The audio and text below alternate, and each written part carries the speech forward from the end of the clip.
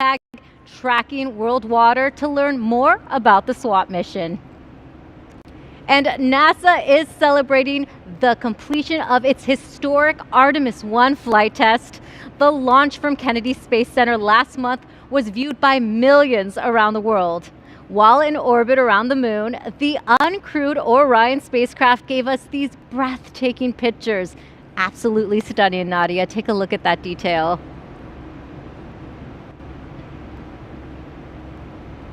Splashdown. From Tranquility Base to Taurus Littrow to the tranquil waters of the Pacific, the latest chapter of NASA's journey to the moon comes to a close. Orion, back on Earth. On Sunday, December 11th at 9:40 a.m. Pacific, Orion splashed down in the Pacific Ocean after a 26-day mission. The Artemis program will explore more of the moon than ever before and eventually land the first astronauts on Mars. Very exciting. Very exciting indeed, Raquel. In fact, Artemis and climate change are two priorities for the agency. And you know, Earth and Moon are directly connected as celestial bodies. We're looking how climate change might impact this Earth-Moon system. So there might be more connection between SWOT and Artemis. So stay tuned. Well, stay tuned for that connection. Now, let's introduce you to our team covering today's launch. Hundreds of people are gathered right now at our Hawk's Nest viewing area. That's where NASA's Jasmine Hopkins will talk with our experts. NASA's Megan Cruz and Denton Gibson will provide us with commentary from the Mission Director Center. Megan, NASA's Launch Services Program selected SpaceX to send SWOT into orbit. Yeah, and so for the last couple of hours, we've been listening to both NASA and SpaceX teams as they prepare for launch today. And great news, both the vehicle and the spacecraft are healthy, the range is green, and the weather is looking excellent. 100% go for launch. Yeah, absolutely. And isn't always the case, but we have great weather for this. Yeah, I love hearing 100%. This is the first time I've actually heard 100% for a launch, so that's exciting. And commentating with me today is Denton Gibson. He is a mission manager with NASA's Launch Services Program and the perfect person to chat with me today because before your current role, you used to work with SpaceX really closely. Yeah, for a long time, I was the Falcon 9 engineering team lead for the Launch Services Program. And I started working with the Falcon 9 when during our first mission with SpaceX. So that was many years ago. Okay, many years ago. Yeah. But a lot of experience you add today. Yeah. So the next big step for launch today is to start loading propellant into the rocket. Just a few minutes ago, the NASA team gave the go for propellant load, but now we have to do a SpaceX poll, right? Right. And what the NASA poll is, the various groups within NASA making sure everybody's ready to go. We just heard that poll, everybody's good to go, and now the SpaceX team is going to confirm with the NASA team that we all ready to go. Okay, perfect. Here's a live look out at Launch Pad 4 East here at Vandenberg Space Force Base. We'll monitor the SpaceX poll that we just told you about, and then we'll check back in once fueling begins. Back to you, Raquel and Nadia. Thank you. We have a fun way to interact with our launch broadcast right now. You can print out a SWOT bingo card. Nadia is holding one up here. It has different words on the card you'll hear while watching the show. To print one, just scan this QR code you see on your screen. We also have the website go.nasa.gov/SWOT-bingo. When you hear a word, mark it off, and when you get a bingo, share your win on social media with the hashtag #TrackingWorldWater. It's a good way to stay awake. Yes, it's fun to play with kids during Christmas. Exactly. Now let's go over the specs of the SWOT satellite. It weighs more than 4,800 pounds at launch. The satellite is just over 16 feet in height. Its solar panels extend to more than 48 feet in length, about the size of a tennis court. It will cover over 90% of Earth's surface at least once every 21 days. And SWOT will increase our tracking of lakes from a few thousand to over 1 million. The mission is set to run for the next 3 years. SWOT is a joint mission between NASA and the French space agency CNES. JPL shipped the payload to France in the summer of 2021. For more than a year, engineers worked at Thales Alenia Space to integrate and test the satellite. After a series of functional and environmental tests, it was ready for the trip from the Nice airport back to the US. In October, the satellite and its shipping container arrived at Vandenberg Space Force Base, where it was mated with the Falcon 9. Now, Nadia, this is a complex international partnership. Can you talk about some of the challenges the team faced? Well, we actually gel very well with all our partners, CNES, Canada, and UK Space Agency. We're currently a large multinational science team spreading 6 continents. Quite a soccer team, just like a World Cup. Exactly. And now you're all here today. Yes, we are. Well, water is fundamental for life. SWOT will help us understand where Earth's water is today, where it is coming from, and where it will be tomorrow. Take a look. So for me, SWOT is water. SWOT is precision. In one word, I would describe SWOT as beautiful. SWOT stands for Surface, Water, and Ocean Topography. SWOT will be observing the elevation of water surface in the ocean, on the land. The water surface height will allow us to assess the water storage in lakes and stream flow of rivers. Our water is one of our precious resources. SWOT is unique because it is the first global view of our ever-changing water supply on Earth. SWOT's main instrument is called CAREN, which is the K-band radar interferometer. CAREN is what sets apart SWOT from other missions. It's a unique instrument that we're flying for the first time. The CAREN instrument uses the 2 antennas, which are spread out on either side of the spacecraft, in order to bounce signals off of both of those to get a much larger view of the surface. And being able to do it in very high resolution, higher accuracy, and also a wide swath so that we're able to measure large tracts over the Earth in a relatively small amount of time. SWOT is a pathfinder mission using new technology to address transformative questions on climate change and its impact on our environment. We're collaborating with CNES, the French Space Agency, for these programs, but we're also helping the global community to be able to contribute and collaborate towards making our home planet a better place. SWOT will make our models better, and our understanding the water budget helps us be able to steward that precious resource. If water is out of balance, we could face droughts, and it could also lead to floods. SWOT is going to be observing water in oceans, and ocean science is essential for understanding sea level rise and climate change. Now we are facing a time that we need to be very precise. Therefore, we can accurately predict what will happen in our coastal cities 50 years from now. Understanding that it is a finite source and we can't rely on that forever is something that's really important. I'm just so excited and can't wait to see how it impacts the lives of others. Without really understanding the Earth, we cannot protect it, because we know that the missions that we work on are going to have an impact on our children and our grandchildren.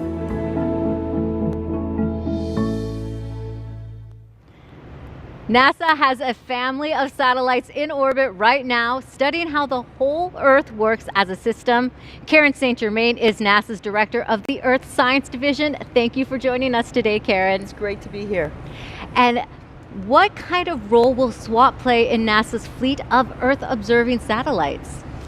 Well, NASA has a fleet of 25 satellites today, missions that are looking down at Earth, at the atmosphere, at the land, at the ice, and the oceans.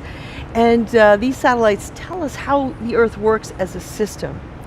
But SWOT, as we know, our planet is that we live on a water planet. And so SWOT will give us the first high-definition view of not just our oceans, but the inland waters as well.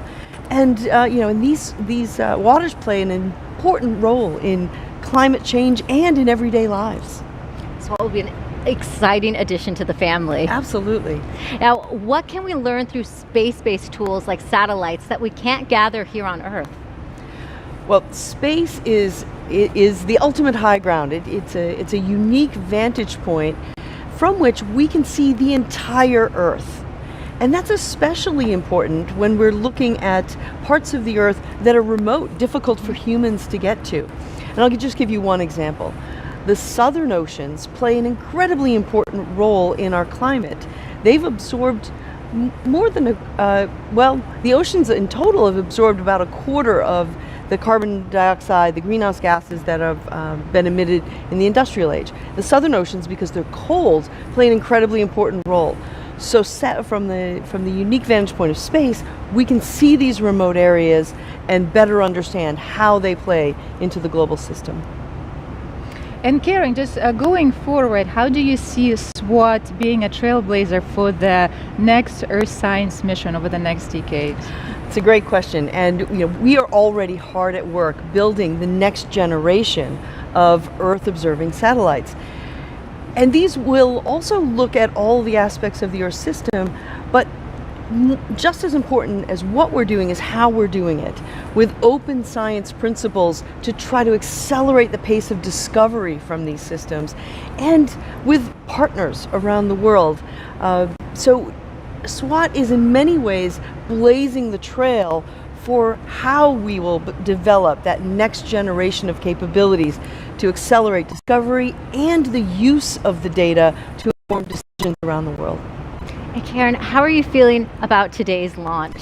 I could not be more excited. We've been waiting for the SWOT launch, and as the team has gone through the challenges that you discussed a few moments ago, and so it's been a long road to get here, and we are so excited. We cannot wait. Oh, it's very exciting. Thank you so much, Karen, for joining us. Enjoy the lunch. We all will. All right. Thank you so much. Now it is T-minus 32 minutes and counting to today's launch of the SWOT satellite. Let's check in on launch operations. Megan is live. Megan, preparations for this launch began hours ago. So where do we stand right now? Yeah, so Falcon 9 fueling is underway. SpaceX's launch director gave the go for propellant loading about a couple of minutes ago. So now liquid oxygen and RP1, or rocket grade kerosene, both are going in to the rocket's first stage. Right, correctly. And it's underway, and everything is going smooth so far. No issues to report. Perfect. So if we take a live look at the pad here, a beautiful shot of the payload fairing there with SWOT tucked safely inside.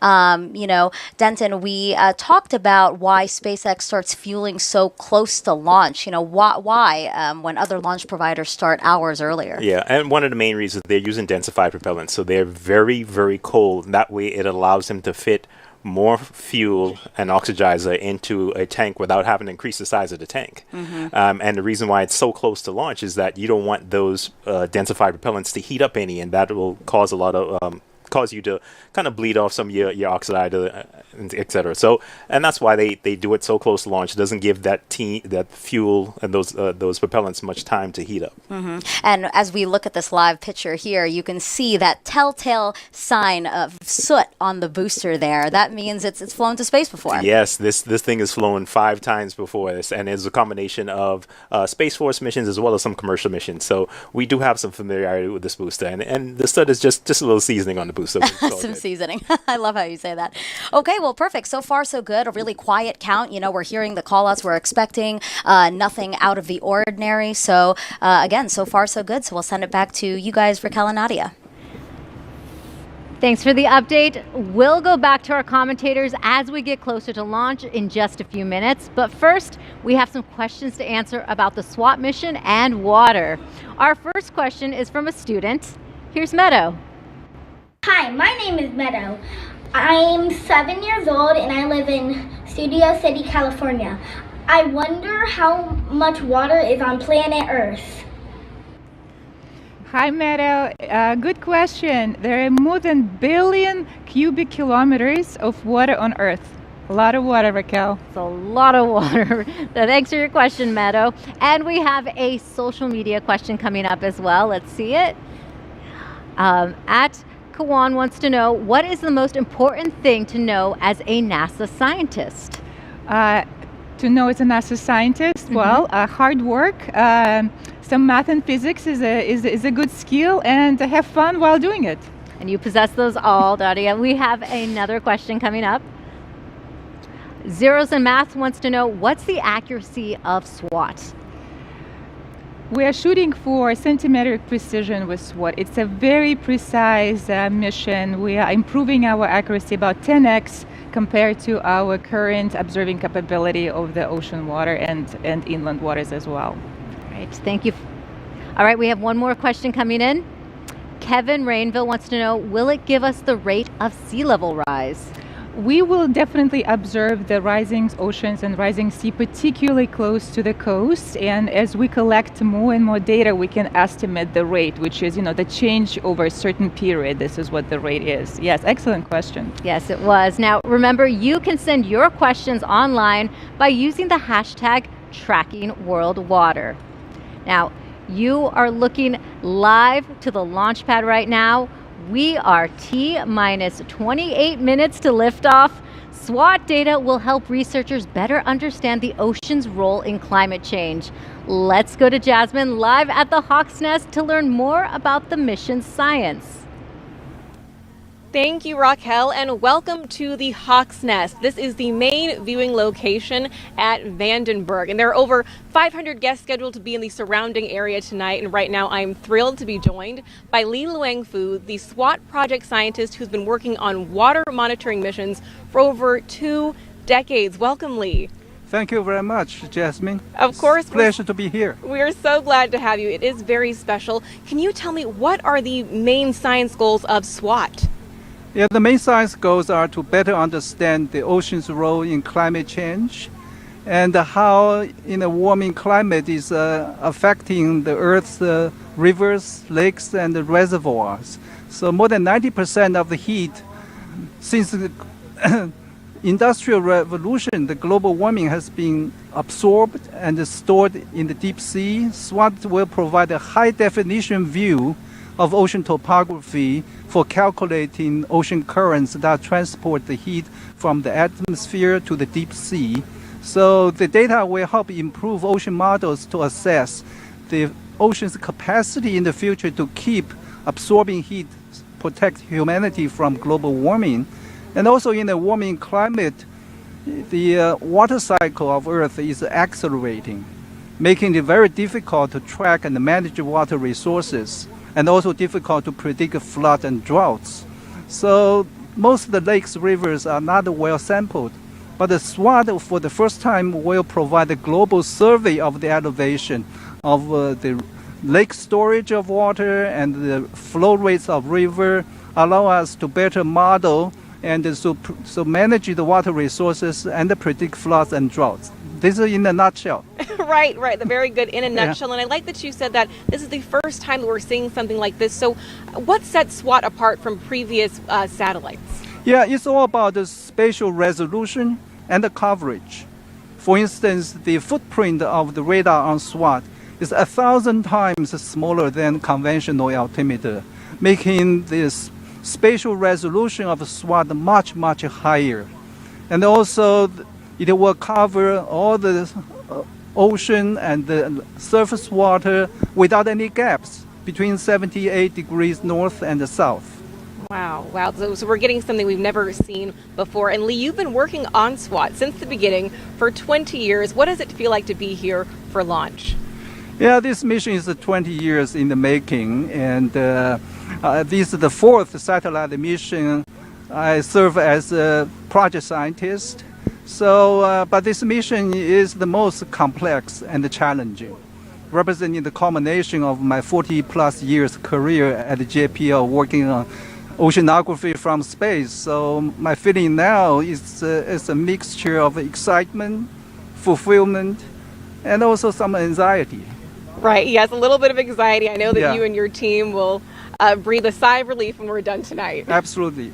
Fantastically. Thank you so much for joining us. Yeah, thank you. Of course. Raquel, back to you. Thank you, Jasmine and Li. The SWOT satellite is truly a remarkable spacecraft. Earlier, I got a chance to look at it up close with SWOT project manager Parag Vaze.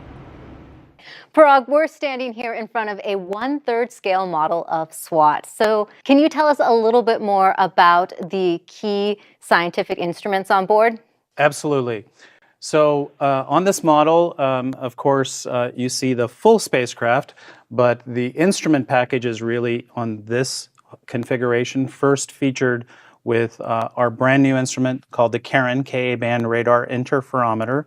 What makes it an interferometer is really having a radar with signals that are transmitted and received from two separate antennas that are separated by a large distance.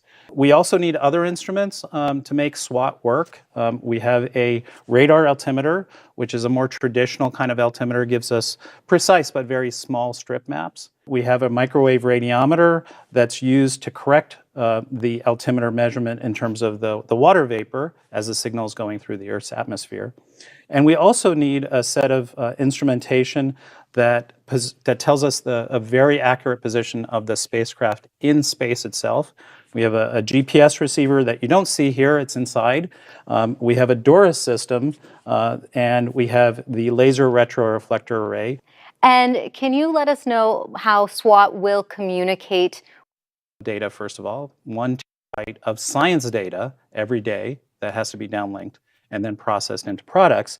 The key to being able to do that, of course, is we have a very large recorder, memory recorder inside the module here, but then getting it out is the job of this antenna system. That's the X-band antenna system that's downlinking at 600 megabit per second. And we also have an S-band system that's more for command and control and basic mission operations.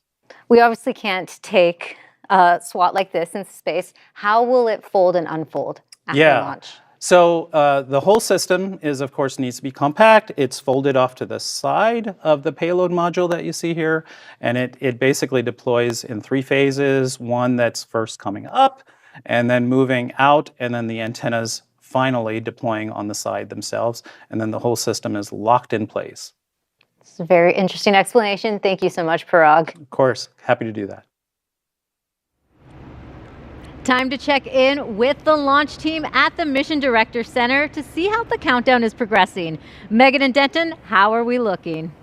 So we are T-minus 21 minutes and 59 seconds and counting until liftoff, and fueling of the SpaceX Falcon 9 continues, right, Denton? Yep, it's continuing, it's progressing just fine. Everything is moving along as it should. Great news. So the U.S. Space Force, we know, is responsible for the range, making sure it's safe to fly our intended trajectory. Any concerns there? No, actually. The range is green right now. Weather's looking good. All of the assets in the correct configuration. And so we're all completely green right now. Talk to me about trajectories. That it's not an easy task to design one, right?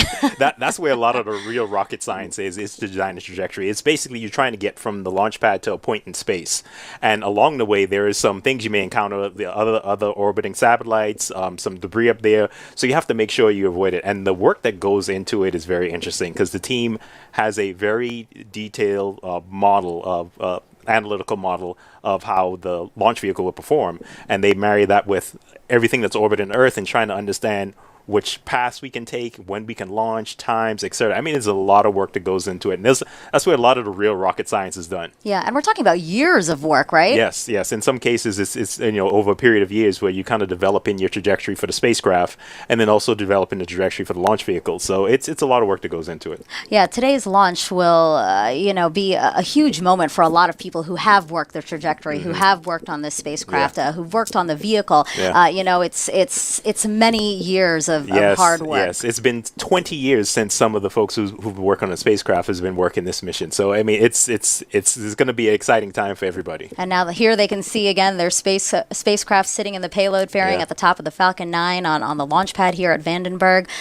The Space Force also monitors the weather for us. And again, let's take a look at the weather graphic we have prepared for you guys. The launch weather officer reporting 100% go for launch.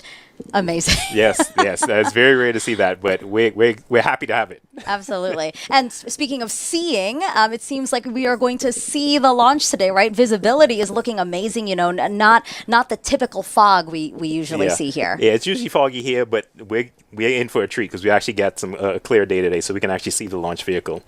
Yeah, and then here we see some of the venting we were talking about. We have to vent, right, to maintain the right kind of pressure. That is correct. I mean, and you'll see this as a normal part of it.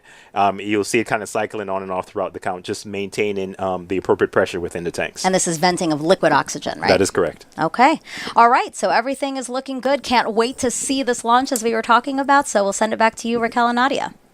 All right, thank you so much, Megan and Denton. Joining us now on the West Coast is Janet Petro, the Center Director for Kennedy Space Center on the East Coast in Florida. Thank you for joining us today, Janet. Thank you, Raquel. Happy to be here. Great. Now, most launches take place at Kennedy, but sometimes, like today, we launch from Vandenberg. And why is that?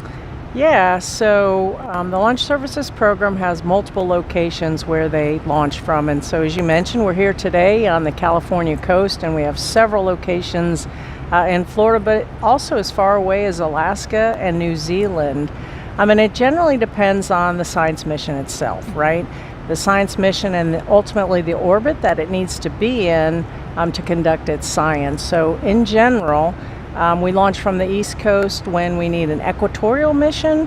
And then in the case of today, where we're looking more at the polar missions, we generally launch out of the West Coast here at Vandenberg. And tell us more about the Kennedy Space Center involvement in launches here at Vandenberg. So the Kennedy Space Center, we are very, very proud to host the Launch Services Program. And we've been doing so since 1998. And that program, I'm very proud of that program. I tend to think of them as the world-renowned experts in launch vehicles, and they really, really do understand all of the launch vehicles and provide a great service to our agency. They really do the end-to-end services on launching a mission. You know, they'll work with the spacecraft providers, they'll work on the design, they provide data, telemetry, and then today we're providing the launch services, the mission assurance for each of the missions. And like I said, they've been doing it since 1998. They do a really, really great job whatever location the mission is going out of. So very, very proud of that program, and we host them out of the Kennedy Space Center. That's an excellent program, Janet. And what Earth-related missions are coming up for you in the near future? Goodness, I am so focused on this year. You know, we just had the JPSS-2 in Lofted, and now what we're doing today with SWOT. I'm trying to think next year. We have a little bit of a break until April coming up.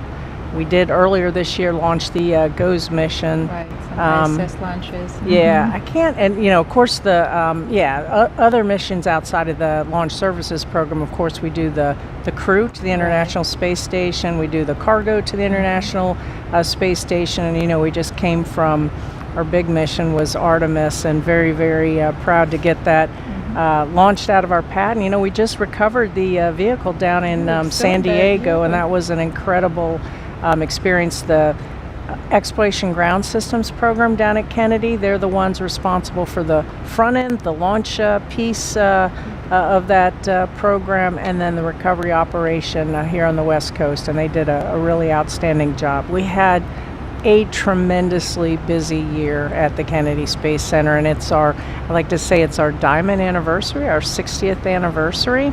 So it was a great way to really cap off the year with Artemis, and now ending with the SWOT program here tonight.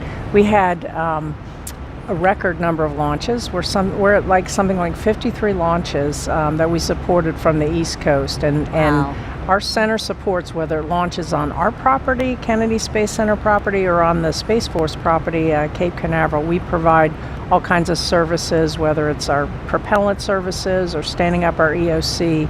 And so if you think about that, 53 launches, that's a fantastic record-breaking one a week. Year. Thank you, Janet, so much for Thank that you all. anniversary. Now, there is a growing community of scientists eager to use SWOT data. Let's go to Jasmine live at the Hawk's Nest to meet one of them. Yes, Raquel, that is right. I'm here with somebody who is also eager to get his hands on that SWOT data. Toby Minear with the Series Group from CU Boulder in Colorado. Welcome, Toby. Thank you. Glad to be here. We are so glad to have you here. You are a research hydrologist with that group. So can you tell me what are some of the applications of SWOT? Well, SWOT is amazing because it has this really unique capability of measuring water levels over a big area. And so for people that are water managers in particular, there's a lot of excitement there because we really don't have this kind of capability at present. We have to do these things from the field, individual point measurements and things like that are very hard to make in the field And so we have a lot of interest from people that are like municipal water agencies, state agencies for dam safety, federal agencies, all really interested in getting their hands on some water level data in particular and storage change. So it'd be very exciting to see it. It is very exciting, and really what I hear you saying is that SWOT is changing the game. So what are some of those specific applications, maybe agriculture or flood zones? How is it changing our lives in our own backyard? Yeah, well, so a few things that will change are, so for example, flood risk. We really don't have a good sense of where flooding occurs and when and why, so how much water requires flooding to occur. So for example, a good place for that is on the coast. We don't really have very many gauges along the coast at the freshwater and saltwater interface. And so, yeah, I think we'll see a lot of changes there, a lot of changes inland for lakes and wetlands too. Wow, that's really exciting. And I understand, Toby, you're also in this group called the Early Adopters. What is that and who's in that? Yeah, so the Early Adopters group is about 25 different organizations. They come from all over the world.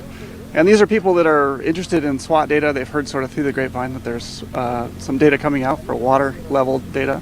And these are agencies that are non-governmental organizations. They're governmental organizations ranging from city level water agencies up to federal agencies. So a lot of excitement there from the water community. Right, very exciting. Toby, thank you so much for joining us. Thanks. Raquel, back to you. Thank you so much. This will be the last launch for NASA's Associate Administrator for the Science Mission Directorate, Thomas Zurbuchen. During Thomas's 6 years in the role, he has overseen nearly 100 science missions, including SWOT, DART, the Double Asteroid Redirection Test, the Mars 2020 mission, and the James Webb Telescope. He also co-authored and authored more than 200 articles and received many agency awards. Congratulations, Thomas. Congratulations, Thomas. Yes, Thomas will be missed. He is known for his energy, dedication, and scientific curiosity. When I was doing my first lunch with him, Sentinel-6, Mike Friley, he was very supportive. So yeah, Thomas will be missed. But congratulations, enjoy, well deserved. Absolutely, enjoy that. The president of France's space agency, CNES, Philippe Baptiste, sent us this message about today's launch. The result of NASA and CNES historic partnership in oceanography that all started more than 30 years ago with Topex Poseidon is really essential. And I am very proud to send you this message and to be with you, at least in spirit, for this launch. I want to say once again a few words how proud CNES and its team are to be involved in this ambitious international adventure alongside NASA. SWOT is the first space mission to survey the planet's freshwater resources on a global scale. The water elevation of lakes and water courses, the discharge of rivers, and the fine dynamics of the oceans are all vital data that are going to help us better adapt to climate change. In this respect, SWOT truly marks a revolution for space hydrology, and we are proud to be embarking on this endeavor with the French community of scientists, of users, and of course with our industry. I wish you a successful launch, and go SWOT, go! Go SWOT! Climate change is a topic front and center for everyone, including NASA. Joining us now is NASA's Sandra Conley. Thank you for joining us, Sandra. Thank you for having me. Now, as a leader in science, what does it mean to be part of this mission? Oh man, this is such an exciting mission. You know, it's unprecedented in many ways. It's going to be the mission that for the first time ever, we're measuring surface water around the world. Freshwater sources, saltwater sources, how they ebb and flow and move in between each other, how the energy is transferred across those water bodies, and also with the environment. And it's really going to help us improve our weather forecasting ability and our climate prediction abilities. It's a real trailblazer. Now, SWOT is a joint mission between NASA and CNES. Climate change knows no boundaries, so why is it important for a mission to be an international collaboration? So, science knows no boundaries, right? So our scientists are from all around the world, and this partnership with CNES is tremendously important. It spans over 30 years on ocean altimetry missions, and that's not even counting other partnerships that we have with CNES to achieve our science. So we're looking forward to many, many more missions together with them. Well, Sandra, as you know, SWOT is the first science team that fully complies with open science requirement. Can you tell us more about NASA's open science paradigm and how do we kick off the year of open science with SWOT? You know, that's a great question. So our space satellites give us a really unique vantage point to observe the Earth, right? So we're able to look at it as a global system, right? And the data that we've collected through our satellites over the 50 years allow us to really look at the ground, the atmosphere, and the oceans.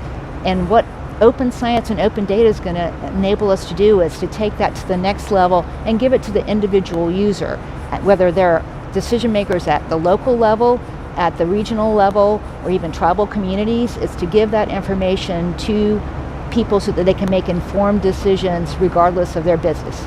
You don't need to actually be a scientist or an engineer moving forward to be able to leverage this data and apply it to your day-to-day business. Looking forward to the data. Thank you so much, Sandra. Thank you.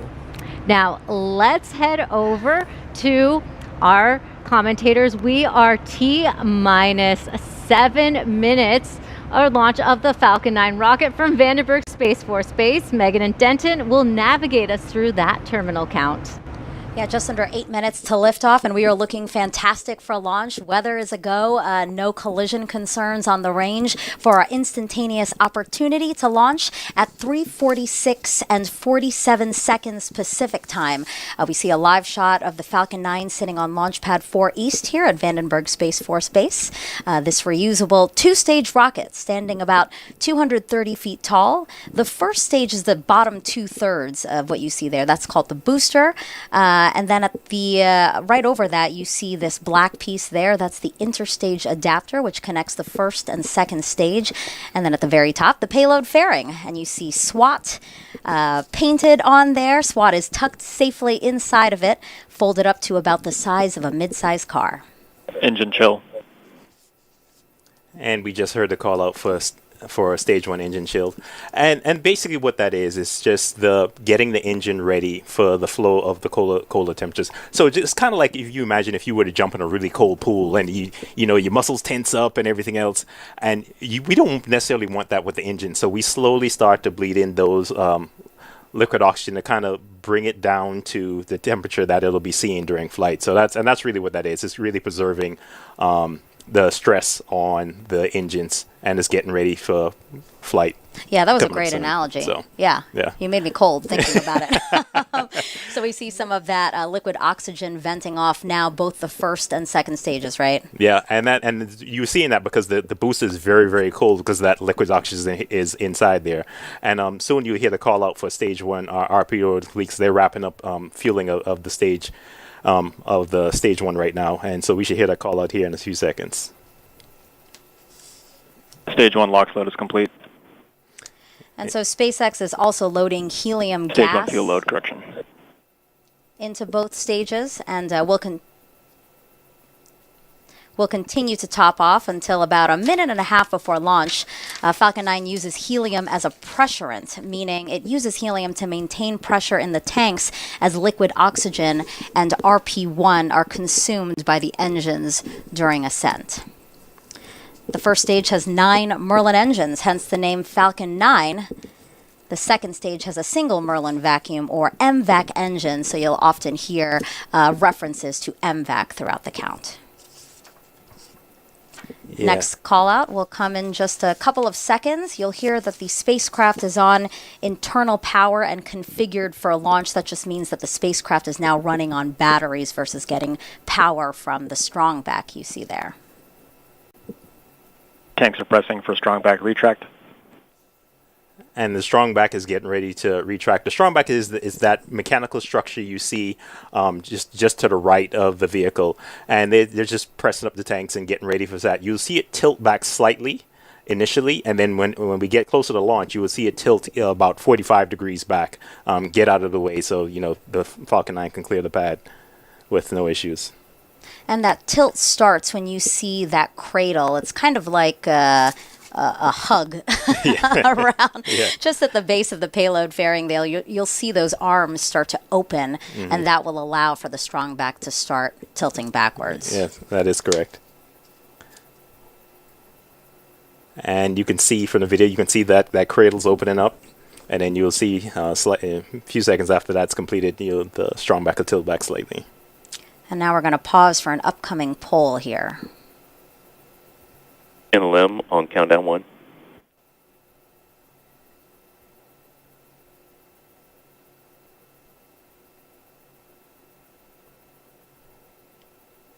NLM copies. NLM is the launch manager for this mission, NASA's launch manager for this mission. Again, we see that strong back retracting, and you see those connections between the strong back and the rocket. Those are umbilicals, and that's what continues to feed the rocket with liquid, electricity, gases, right up until launch, right? That is correct.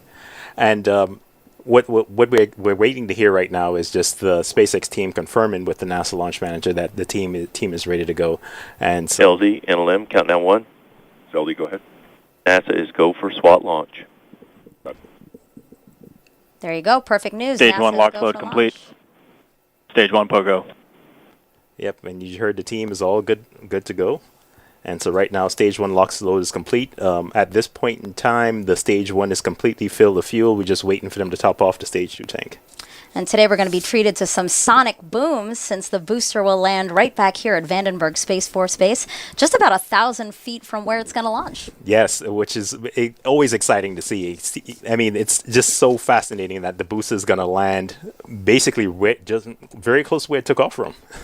Yeah, that's going to be great. And as you said, again, because visibility is so great, we won't just see the launch. We're also going to see that booster coming back to land. Yeah, and it's taking everything I have to stay inside and not go outside and see this with my own 2 eyes. No, you have to sit in here with me. And in these last few minutes, Falcon 9 is performing final health checks on its primary communications, avionics, and propulsion systems in preparation for flight. This is The Rock. Range is green. And we just heard that call out that the range is good. And we should surely we should be hearing the call out for that stage 2 LOX load is complete. And then at that point, all of the propellants will be loaded onto the vehicle. Stage 2 LOX load complete. You just heard that call out. So all the propellants are done loading. And at this point in time, we're just gearing up for Falcon 9 to go into startup, which is basically the computer taking over and going through its last set of configurations and checks to make sure that we're good for launch leading into T0. And remember how Denton was telling us earlier, we see the amount of liquid oxygen coming off of the rocket fluctuating throughout the count. Here, that's what we're seeing again to maintain that pressure, the correct pressure in both stages. Yep, and what you're seeing right now is them venting the LOX that was in the umbilical tower 9. So it's venting that out and getting it all ready to go for launch. Falcon 9 is in startup. And we just heard that call up. Falcon 9 is in startup, which means the flight computer is taking over and is just preparing for its initial launch sequence. And now both stages are pressurizing for launch. Next call out in just a couple of seconds. Launch director, go for launch. SpaceX launch director confirming go for launch. Range remains go, weather is go.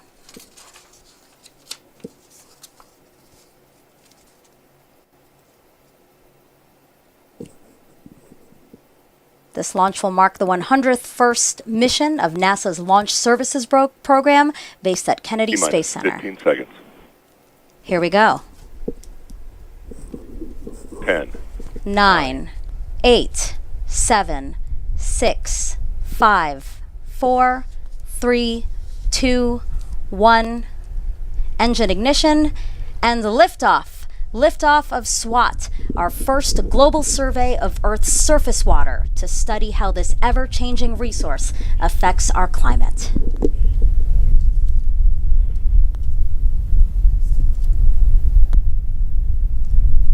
And there we get a nice view from the ground camera, and also we switch to the onboard camera. Now, Denton, you didn't go outside to see the launch, but now we're feeling it inside here in the Mission Director Center, the rumble all around us from launch. Absolutely. And now you're getting a good look at the onboard camera looking down towards the aft end of the rockets, and you can see the Merlin engines coming to life there. And this room coming to life, really. Lots of rumble going on in here. And we're soon going to hear that the rocket is supersonic, meaning it's going faster than the speed of sound, followed by Falcon 9 reaching what's called max Q, the moment of peak mechanic stress on the rocket. Yeah. Look, we getting nice views. Falcon 9 is supersonic. Just heard a call out for supersonic. Getting a good shot of looking at the onboard cameras there. Max Q. We just stepped through max Q. Next call-outs are going to come. Engine chill. MVAC engine chill, which means getting the second stage engine ready to start, and so which means we'll be coming up on stage separation shortly, followed by stage 2 ignition. We see this beautiful shot of all of the Merlin engines, all 9 of them lit up. That's what 1.7 million pounds of thrust look like. Lots of thrust. So the next callouts are going to come in quick succession, so let me walk through them really quick. So at T plus 2 minutes and 15 seconds, we're going to have main engine cutoff. That's MECO, meaning the 9 Merlin engines on the first stage are going to shut down. And then a few seconds after that, stage 1 and 2 will separate. Stage 1 will do a flip and do a boost back burn to orient itself back towards Earth for that landing here at the Space Force base. And there we get a good shot of looking at the interstage. Basically, MECO. the camera is looking up towards the second stage. Separation confirmed. And there you go. Live video of stage 1 and 2 separating. MVAC ignition. And there's a good look at the Stage MVAC 1, ignition coming, the MVAC engine coming to life. That's great. You are seeing the stage 1 booster do its flip. And now the engine bell of the MVAC engine lit up.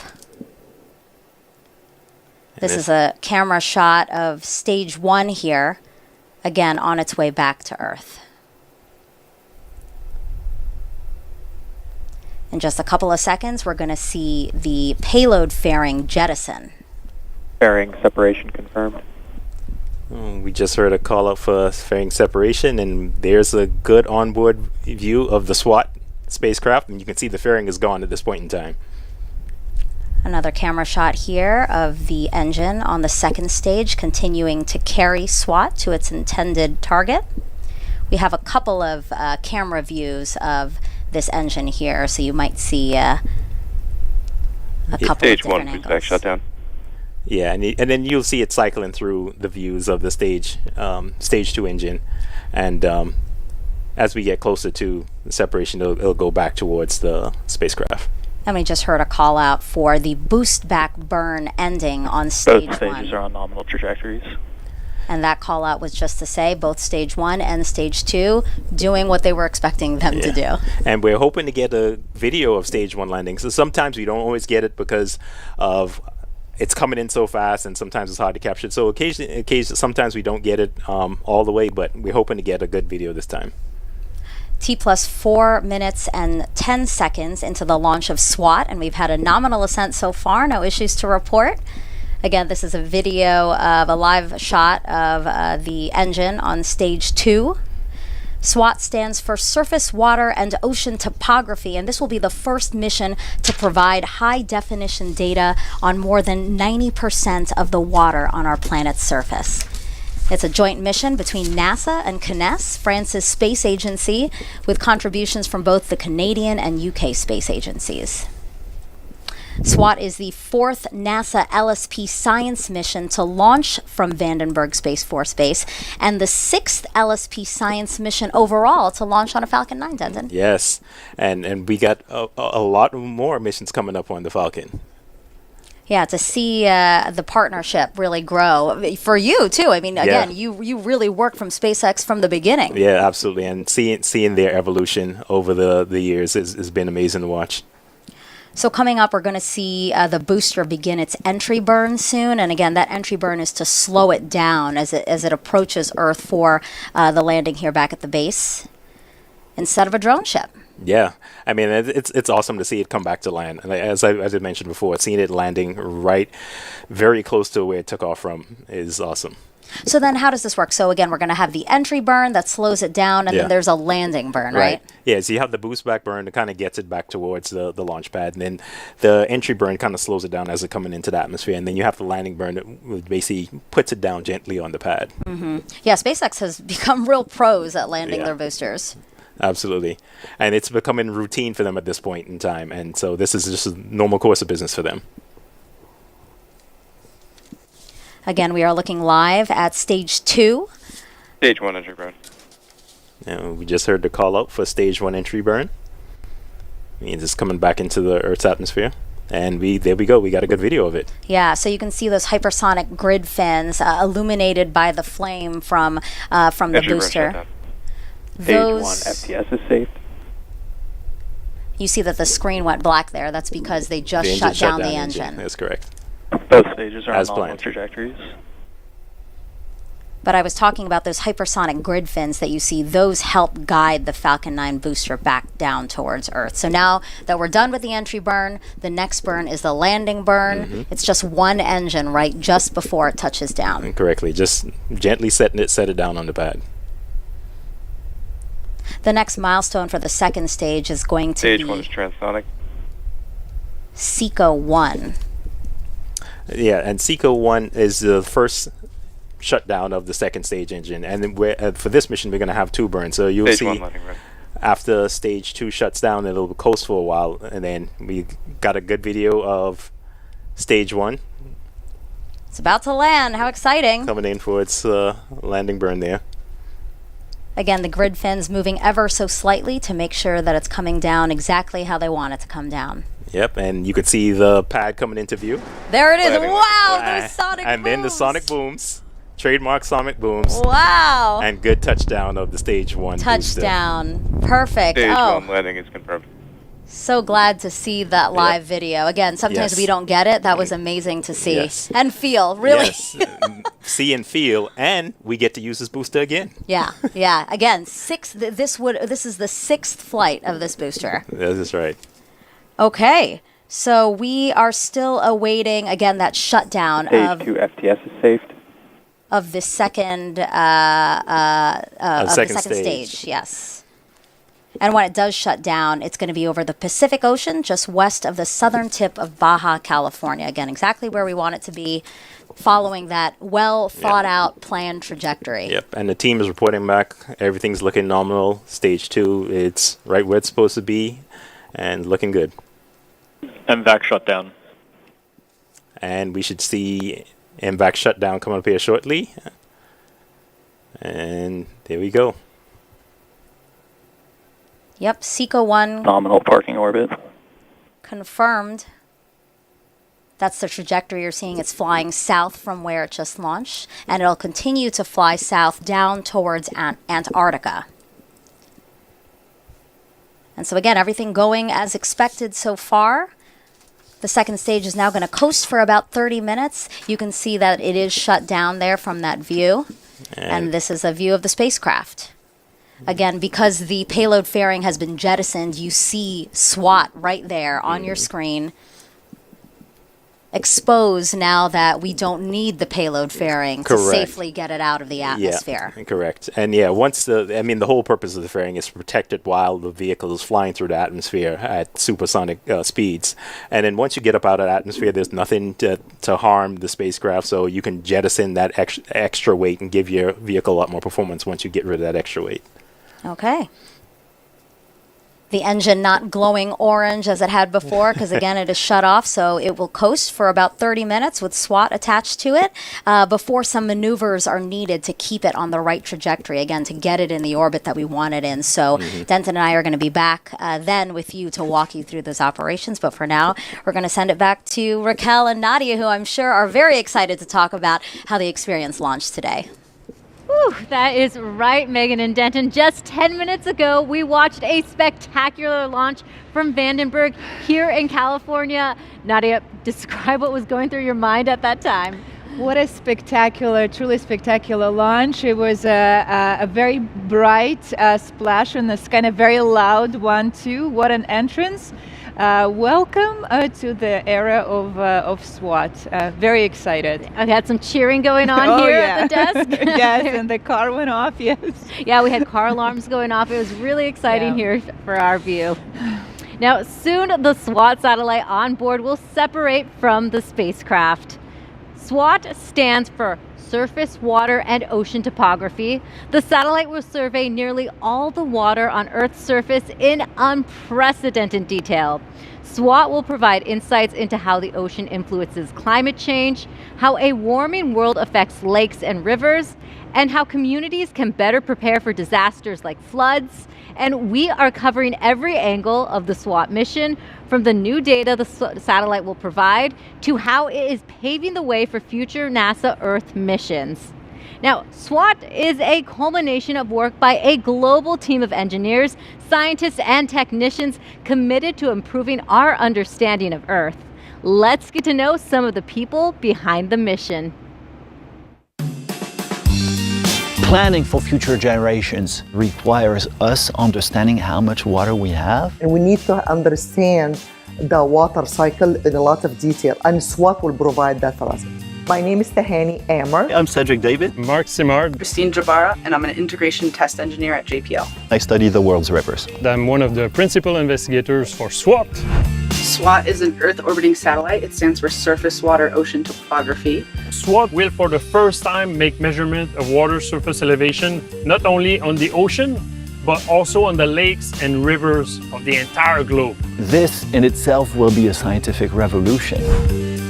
Collaborations and relationship build bridges, and SWOT will be that bridge across the world. SWOT is being designed jointly by NASA and the French Space Agency, with help from Canada and the UK. I was born in France, so SWOT is a match made in heaven for me. Coming to work every day, it's always really nice to know that the system that we're building will collect science data that will help people. I think finally I found a meaning to all of my research. I believe SWOT will create a lot of peace because we all need water. Now more than ever, it's important to recognize that water connects us all, and it might be the one thing that unites us all. You really see how hard your team has worked there. Yeah, we have a great team. You know, we gel really well together. With scientists, we dream, and engineers make our science fiction dreams come true. And then collectively, we make this NASA magic that enables discoveries and for the good of humanity and science. It's magic indeed. We want to show you how some of SWOT's technology works, but to do that, Nadia and I had to go tap into our athletic skills for this one. Take a look. All right, Nadia, in order to learn more about SWOT, we have to play a little basketball. That's right, Raquel. We're trying to explain how the heart of the SWOT mission works, which is a new instrument, a radar interferometer, which we lovingly call Karen. So Karen has two antennas separated by a 10-meter boom. One of the antenna transmits a signal that bounces back from the Earth's surface and received by two antennas with a little bit delay and out of sync. Now, Karen uses this information to compute the distance between the satellite and the Earth's surface, and they calculate the water height. So let's see how we explain it with the basketball. Okay. If you don't mind standing there, feet away from me. All right, is right here pretty good? This is perfect. Okay. And we will bounce the ball just like a SWOT satellite bounces a radar pulse between two antennas. Okay. Yep. So what are we seeing here right now? We're seeing how the ball, which is our radar beam, bounces over the Earth's surface, and by knowing the range, the distance, and we compute the height of the water surface. So the ocean isn't a flat surface, there's waves. Like, how do you calculate that? That's right. Let's bring a box. Okay. So did you notice when the water is a little bit higher that the ball returns to the antenna, to us, a little bit faster? That's how we know that we're retrieving topography, just like in the name of the mission. A satellite is doing thousands of bounces per second to capture the data on both sides from both antennas over a wide strip on the ground, about 30 miles, 50 kilometers wide. And then once we do enough of those stripes, we'll eventually cover the whole globe.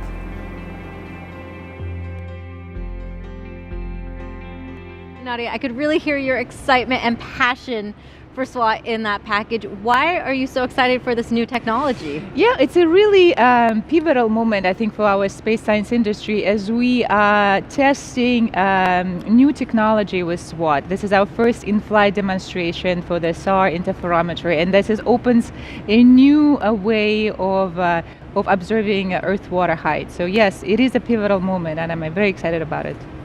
Yes, and like you mentioned before, the scientific heart of SWOT satellite is the Ka band radar interferometer, or CARIN, and it measures the height of water on Earth. Jasmine is live at the Hawk's Nest to learn more about how the technology was built. That is right, Raquel. We're back at the Hawk's Nest, now joined by Ava Peral, the lead systems engineer for the CARIN instrument on SWOT. Welcome, Ava. Hi. We are so glad to have you here. That launch just lit up the sky. What did you think?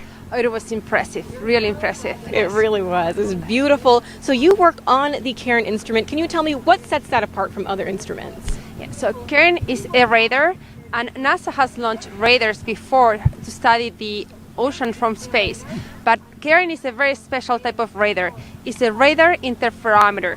That means that the signal that bounces off the Earth is received simultaneously by two antennas. These two antennas are separated by a long distance, about half the size of a tennis court, and they have to be positioned very precisely to levels that are like micrometers. So we're talking about the width of a hair. So you can imagine that adds a lot of complexity to the SWOT mission, but it is that technology that enables the resolution and the accuracy that we're expected to achieve with SWOT of the Earth's water. Right, so we're seeing things in a precision that we've never had before, which is very exciting and complex. So were there any challenges that your team faced while creating CARIN? Yes, CARIN has been pushing the envelope in many, many different fronts. I can give you many examples. One, I just told you before about the mechanical precision that we need to have positioning these two antennas. We also have a very high power amplifier. We need an enormous amount of power to be able to get that signal back to the satellite from the Earth at a level that is detectable by the radar. And that level of power at our frequency from space is by itself a technological achievement. We also have the radar produces a massive amount of data. In fact, over 60 terabytes of data every single day. And that's a lot of hard drives, as you can imagine. So we really need to reduce that data volume so that it's manageable and we can downlink it to the ground. And for that, we're doing some fairly unique signal processing in the radar in space. So all of those are really achievements. CARIN is a unique instrument and one of a kind. Right, it really is. You and your team should be very happy with this achievement. And Ava, you yourself have been working on this for a decade. How does it feel? You know, I know those last few weeks can be like a race to the finish line. What is it like that you just saw this launch? Well, for me, it's been my project since I started at JPL. It's been actually over 13 years. So this is really a very exciting moment for me. And myself and my team have been actually working very hard on what's coming ahead of us. Now that we're going to be getting the data from space, we need to make sure that the data is valid, it has the accuracy that we're expecting, and that's going to be a very difficult and critical task by itself. Right, but this is just the beginning. Ava, thank you so much for joining us. Thank you. Raquel, back to you. Thank you, Jasmine and Ava. Let's get to some questions for you, Nadia. Our first question is from a young space fan, Mark Andreas. Hello NASA, my name is Mark Andreas. How we can see water from space? Well, hi, Mark. NASA can see different aspects of water from space. We could see how hot is the water, how the temperature, the surface temperature of the water is, how salty is our water, salinity of ocean salinity. We can see how heavy the mass of water, its gravity. We can see the volume or the height of water with satellites like SWOT, for example. We could see liquid water, frozen water, like sea ice. We can even see some content of water in the atmosphere. So we can see different aspects of water from space. Good question. Yes, so many different ways to see water. And we also have some social media questions coming in. We have, how many times per day will SWOT orbit the Earth? So on average, SWOT's nominal orbit is 21 a day repeat orbit. Right. And we have another one coming in for you now. See, how accurate is the equipment when measuring the current sea level from space? Meters, centimeters, millimeters, nanometers? We're really getting into that. We're targeting centimetric accuracy of sea level measurements from space, which is a truly breakthrough. It's a 10x improvement of what we are currently doing. Yes. Now you're doing such a good job answering these questions. We have another one coming in for you. What is ocean topography and how does it work with SWOT? Well, think of it, ocean topography, just like mountains and valley. Like I was driving here from LAX to Lompoc, just like mountains and valleys on the ground, you see hills and dips on the ocean surface. So think of it as well. Great explanation. We have another question for you too. Let's get to this one is, will you be able to tell how clean the water is?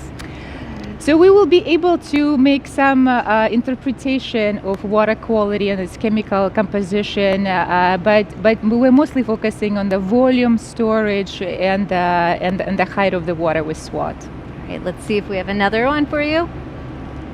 Will SWOT data help in predicting flash flooding more effectively than current technology? We are with the rising sea levels, we do see more frequent inundations, including those related to flash flooding or sunny days flooding. And SWOT will continue the legacy of prediction of flood events related to the rising oceans. We have one more social question for you to get to. Will this technology also help determine how much drinkable water is currently available? Yes, we are targeting fresh water in our reservoirs in lakes and other reservoirs. The storage, the change in their volume and extent. Yes, drinking and available water for usage. Wow, you just offered some great insight to SWOT. Thank you, Nadia. Now, before SWOT data, researchers could only collect information on a few thousand rivers and lakes, but with SWOT, it will be more than 1 million. Here is a look at how that kind of data can have a huge impact on people's daily lives. SWOT is the Surface Water and Ocean Topography satellite. It's an international satellite that's going to give us this complete view of the surface water here on Earth, what's happening in the lakes, reservoirs, rivers, and also in the ocean. It'll tell us about how sea level is rising along coastlines and in the open ocean, and really give us a good understanding of how surface water is moving about the Earth.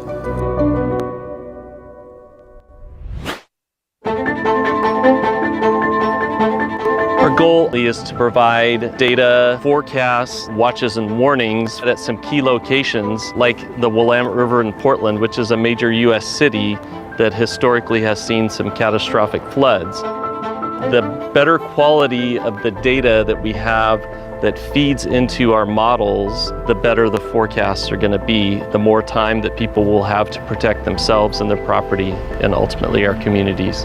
A tool like SWOT is going to help us with making these really difficult projections and predictions for the future. This is one of many reservoirs here in the Willamette Valley in Oregon. It is a human-made lake. It is a reservoir operated by the Army Corps of Engineers. The water managers here, they use weather prediction, they use hydrologic models, and the hope is that data like SWOT might be incorporated into those predictions to help them better understand this water body's filling and we don't want to overtop the dams, might want to start letting water out really quickly. They have to make a lot of complicated decisions. when you get a big storm event. We want to keep the community safe in the best way that we can. So how do we best manage operation of these reservoirs in terms of putting water out downstream to prevent flooding at a larger scale? In lots of states, there are, hundreds, thousands of reservoirs, and many of those reservoirs don't have automated gauging available. And so these agencies have to kind of estimate how much water is in them and how that's changing. And with SWOT, they can just monitor that directly from space. For us in Alaska, we have many, many rivers, and only a few of them are measured, or as we say, gauged.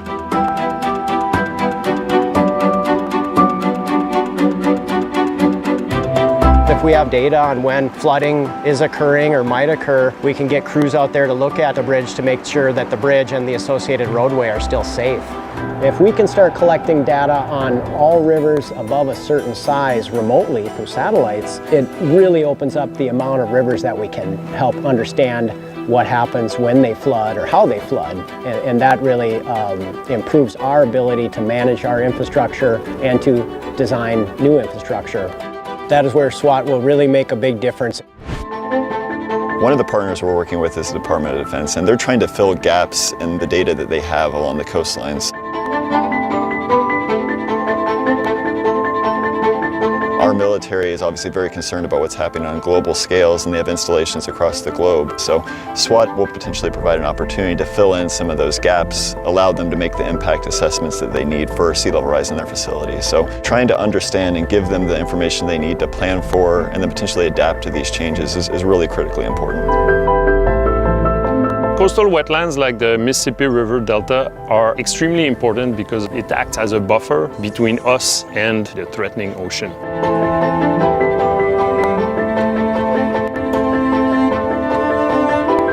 With SWOT, because of its high spatial resolution, we'll be able to resolve water surface elevation right at the coast. So this is quite important because as sea level rises, the ocean will migrate into the land, bringing more salt into the land. So it threatens the infrastructure, the biodiversity in the wetlands along the coast. Hopefully, the types of models that we're producing can support how they decide to manage the river delta. And SWOT on its own will allow us to upscale these types of studies to the world. I'm really excited about the new information we'll get from SWOT and how we can start to couple it to some of the needs that we see, both at the coastal interface and also on land. I think we can potentially see some immediate impact once SWOT's launched in these communities.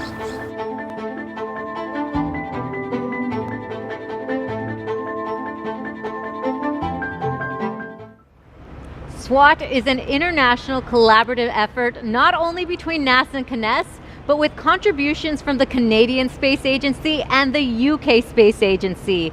We'll hear from the UK Space Agency in a moment, but joining us now is Taryn Tomlinson with the Canadian Space Agency. Thank you for joining us today. Thanks for having me. Good morning.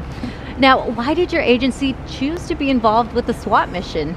Well, contributing to the first ever satellite to survey most of the water on the planet is truly an exceptional opportunity for us. Water is such an important resource and it is in so many ways linked with climate change. And we're so happy to work with our international partners again on solving issues that matter to all of us. SWOT is particularly important to Canada. We have the longest shoreline on the planet and we have over 1 million lakes, and it's so important to monitor the change of those lakes over time. SWOT is really going to benefit Canadians for strategic water management, but it will support humanity in the face of climate change. It really is an international effort, as we say. Truly. Can you talk a little bit more about CSA's contributions to the mission? I'd love to. CSA will be contributing a key component to the CARIN instrument. They're called the Extended Interaction Klystrons, built by CPI Canada. It's the high-powered amplifier that will help those Ka-band precision measurements for measuring the surface water. And so in addition to the device that we are contributing, we have science researchers who've been involved with the SWOT science team, and they've been developing the objectives, and they're also working to deploy instruments to key sites across Canada. Yes, Taryn, we enjoy working with Canadian scientists. And speaking of that, what is the Canadian scientists as users are most exciting to use SWOT data for? For the data, so we have some services, key services in Canada that we'd really like to improve. And so, as I was mentioning, that shoreline navigation services to Canadians is going to be very important. Weather forecasting is going to be very important as well. As well as just to monitor, as I mentioned, the lakes and make sure that we keep our eye on the lake measurements. Our researchers are looking towards the north in helping northern communities as well. And so we're talking about clean water supply. We're talking about water management for the coastlines, for tides, and for estuaries, and also hydroelectricity. And I do want to mention, I'm so excited to see what Canadians will do with open science and open data. Excellent. Has lots of data ahead. And I want to know, what was launch like for you today? Well, it was exhilarating, and we had cheers and excitement outside. We were all outdoors. But what was specifically exciting for me was to see the return of the booster and that double sonic boom, and everybody jumped out of their skin. It was exhilarating. What a morning. Thank you so much. We're grateful to be here. Absolutely. Thank you for joining us today. Early morning. Now, Beth Greenaway with the UK agency wasn't able to be on set with us, but she left this message. The UK Space Agency has contributed to SWOT by enabling both our industry and our scientists to be part of the mission. We were approached by the French Space Agency, CNES, who are building the instrument for the mission. They needed a very complex bit of kit built in the UK, which essentially signals or moves the radar pulses around the instrument. And it was Honeywell in the UK that built this. In the UK, we're really fortunate to have some of the world-leading scientists who understand both the oceanography, how the ocean moves, and how satellites can be used to measure that. It's really exciting to be part of such a big, exciting mission. It takes a long, long time to come through to a launch in 2022. To be part of that journey on the policy side, enabling people to really do the best, so the best of British engineering and the best of British science, to be part of such a huge global water survey that's so important for climate change and is really going to make a difference to what we understand about our world. All right, SWOT will measure the Earth's water on a global weather. It will take into account how much fresh water flows in and out of lakes, rivers, and back into the ocean. It will also look at shifts in sea level. Nadia, you have a demonstration that illustrates the importance of our water that involves a gallon of water right here. That's right. We wanted to look a little bit of the water storage, water budget, water cycle, and we imagined that all the water on Earth represented in this gallon of clean water, and how the water moves. So ocean is the ultimate source of all our water. Land does not produce its own water. All the water and moisture on land comes either directly from the ocean or it's subsequently recycled from it. And so some of it get back to the ocean, but some of it makes its way on land. Some of it is stored in the atmosphere. So if you just do a half a drop of your magic liquid, that would be representative of how much water is contained in our atmosphere. So not too much, right? Yeah. Right. Just a little bit. So yes, and then about a tablespoon of that magic liquid, and I'll let you do the math in terms of how many. That much would be representative of how much available fresh water we have on land. So about 0.5% only. So also not that much. You know, most of it is contained in our salty ocean. So we humans, an ecosystem, we depend on this steady supply of water and moisture from ocean to land. And if the ocean supply is interrupted, we have droughts or even fires like you guys have in California that you experience perhaps yourself. Or if the ocean supply of water is too much, we get floods and inundation, just like people like us on the East Coast. So this movement and the supply-demand chain in this completeness would be seen by SWOT, just like you and I seeing it in this gallon. Yeah, and what if too much water comes back into the ocean, as you were kind of describing? Yeah, well, then the ocean becomes higher. The volume of the ocean rises, yeah. And how much would it rise? Well, currently we're observing about 3.4 millimeter of global mean sea level rise. I don't know if that makes sense. So in gallons, that would be about 300 trillion of gallons a year. That's how much water we add every year into the ocean. Okay, that is a giant number. How can you help put that to Visualize? scale? Well, Yes. I mean, I guess if you line up all these jars, you would cover the distance from Sun to Pluto and back. So yeah, it's a lot of water. The Sun to Pluto and back. Yes. That's a lot of water. That's a lot of water. Understatement. Well, thank you so much, Nadia, for this. Now, a SWOT technology tracks changes in water volume over time, like you mentioned, and we will get a better understanding of Earth's water cycle. That data can be used to help prepare communities for rising seas and changing coastlines. Let's learn more about Earth's water. Earth has about 370 quintillion gallons of water. If all that water was inside a single drop, it'd be 860 miles wide. Of course, it's not. Earth's water can be found all over the planet. Earth's water budget tells us where that water is and what form it takes. NASA has a fleet of satellites studying the location and movement of Earth's water, each designed to measure certain types of water. Some measure the movement of groundwater or ocean currents, while new missions like SWOT and NISAR will also fill gaps in our knowledge by measuring fresh water and possible hazards. Together, these missions help bring NASA's water budget and cycle into focus. So next time you feel a drop of rain on your face, imagine all the places that water might have been during the last few billion years and where it might be in the next. You know, that video really shows off NASA's family fleet, doesn't it? That's right, yes. Yes, and let's jump back into questions from kids and social media. And, you know, speaking of family, looks like we have a special surprise for you, Nadia. Ooh, okay. Hi NASA, my name is Kira. I'm 8 years old. I live in Washington, D.C. I heard that sea levels are rising. What I want to know is if me and all puppies are safe. Kira out. Who did we just see there, Nadia? Well, hi, Kira. Yeah, this is Kira, my daughter. So I hope that your parents will keep you safe and your puppies as well. But when you grow up, by 2050, I think sea level, I believe, would be about 0.5 meter high in Washington, D.C., which is about 20 inches of extra water where you live. And so that would be your job to keep your puppies safe.